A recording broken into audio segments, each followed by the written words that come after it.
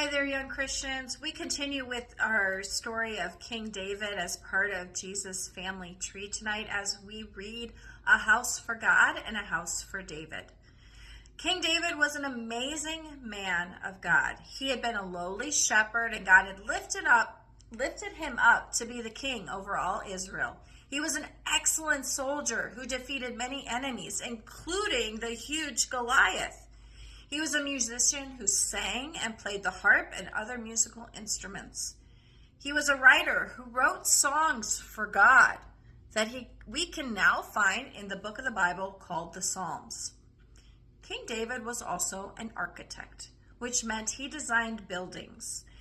And he wanted to design a beautiful building dedicated just to God. He wanted to design the temple. And here is how it happened. One day, David said to himself, "Here I am living in this beautiful palace made of cedar wood. But God's house is still a tent. It's that tabernacle we had in the desert." And he was right. The church of the Israelites was a tent called a tabernacle. God had commanded that they use a tent back when they were traveling through the wilderness, and Moses as their leader. A tent made sense because they could pick it up and take it down as they moved from place to place. But now they were settled in the promised land, and all their enemies had been defeated. David thought it was time for him to build a beautiful house for God to have of his own. It would be a temple.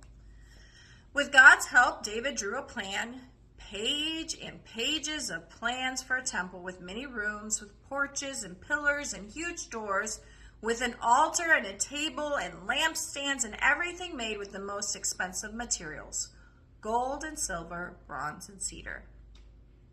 Do you know what God said then? He said, "No. No, David, you will not build this temple."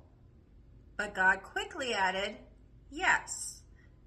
Your son, Solomon, is going to use these plans to build your temple." And then God added another yes. He said, "David, your house, your family, your kingdom is going to last forever." What God meant is that David's family would be the family of the greatest king that would ever live, the eternal king, Jesus. David was so happy, he said, "Who am I, Lord? And what is my family that you would give us this blessing? Here, I wanted to build a house for you, and instead you said you would build a house for me. Thank you for your promise that the house of David, this family, this kingdom, will never end." David was so thankful that he wrote more psalms for the people to sing when they would go to that temple one day. And we still sing the Psalms because we're so thankful for all the blessings God has given us as well through Jesus. In what way would David's house, his family, his kingdom last forever? Jesus, our Savior and King, would be born from the house of David. So tonight, as I hang the harp on the Jesse tree, here's an Advent promise for me. King David was a brilliant musician, soldier, architect, and king.